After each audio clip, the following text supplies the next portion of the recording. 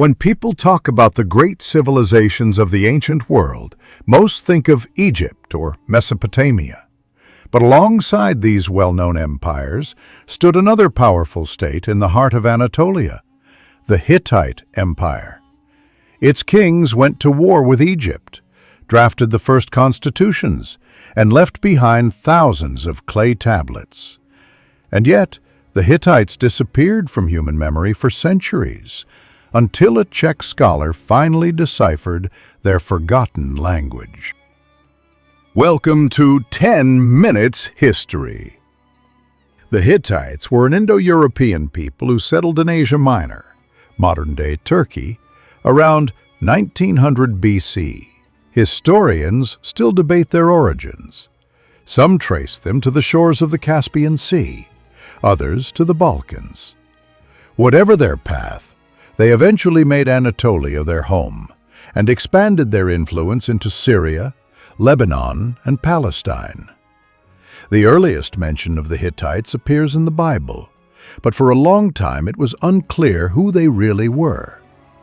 It wasn't until the early 20th century that the name Hittites became linked with a vast archive discovered near the Turkish town of Boğazkale. In 1906, archaeologists uncovered over 10,000 clay tablets written in an unknown language. It was a Czech linguist, Bedřich Hrozný, who solved the mystery. In 1917, he announced that Hittite was an Indo-European language, opening the door to rediscovering an entire lost civilization. The Old Hittite Kingdom emerged around 1800 BCE, uniting several smaller states in central Anatolia. The land wasn't as fertile as Mesopotamia, but the Hittites managed to grow crops and raise livestock.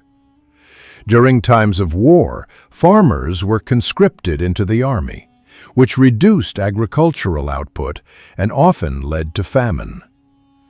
This early period is described in the so-called Cushion tablets, which tell of a rivalry between two royal families, the northern one ruling from Hattusa and the southern from Kushara and Kanesh. The founder of the empire was likely either Labarna I or Hattusili I. Perhaps they were even the same person. Under his rule, the empire flourished, but rebellious nobles, possibly his own sons, began to challenge central authority. His grandson, Mursili I, launched a daring campaign into Mesopotamia, and in 1595 BCE captured Babylon. He didn't annex it for the Hittites, but handed it over to their allies, the Kassites. Not long after, Mursili was assassinated by his brother-in-law, sparking a wave of palace coups and intrigue that weakened the state. This chaos was finally addressed by King Telepinu around 1500 BCE. He introduced new rules for royal succession to prevent civil wars, and established a council of nobles called the Pancus, which even had the authority to judge the king himself. It was the first known constitutional monarchy in history. The following period saw decline. Sources are scarce, and the Hittites faced constant raids from the Kaska people along the Black Sea coast. Their capital, Hattusa, had to be abandoned, and the royal court moved to the cities of Sapanua and Samuha. The tide turned with the rise of King Tudhaliya I around 1430 BCE. The empire entered its golden age. The king strengthened royal power, expanded Hittite territory, and the Hittites became the diplomats of the ancient world, forging alliances, exchanging letters, and engaging in trade. Hittite religion was polytheistic. They worshipped the storm god Tarhunta, often depicted as a bearded warrior standing atop two mountains armed with weapons. Major religious festivals were held in spring and autumn. The greatest Hittite king, Suppiluliuma I conquered Syria and secured the empire's dominance. He placed his sons in charge of key cities, but during his reign a deadly plague broke out, killing thousands, including the king himself. His son, Mursili II, waged wars against Western kingdoms like Arzawa and is said to have used biological warfare, sending infected rams into enemy camps. It's the first known case of biological war in human history. In the south, the Hittites clashed with Egypt. In 1274 BCE, the famous Battle of Kadesh took place between King Muwatalli II and Pharaoh Ramesses II.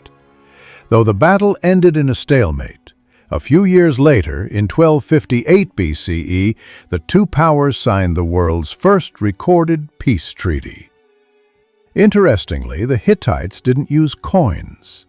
They traded using weighed chunks of metal, copper, silver, bronze, or gold, their value determined by weight.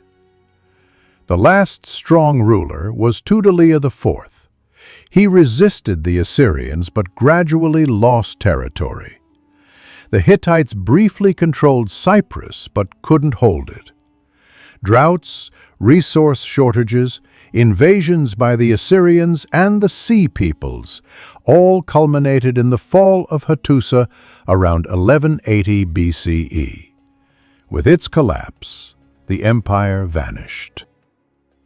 Successor states, like Carchemish and Melid, preserved Hittite traditions for a while, but they were mere echoes of the former empire's glory. Eventually, they too were absorbed into the Neo-Assyrian Empire. It was part of a wider collapse at the end of the Bronze Age, a time when many ancient civilizations fell. The lands of the former Hittite Empire were ultimately taken by Assyria. All that remains of the Hittites today are scattered relics, stone reliefs, pottery, statues. But their most valuable legacy lies in their clay tablets. These ancient records offer insights not only into Hittite life, but into the entire ancient world surrounding the Aegean Sea. And thanks to them, we now know that beside Egypt and Mesopotamia, there once stood another great power, the rediscovered empire of the Hittites. Thank you for watching, and I look forward to seeing you in the next episode of 10 Minutes History.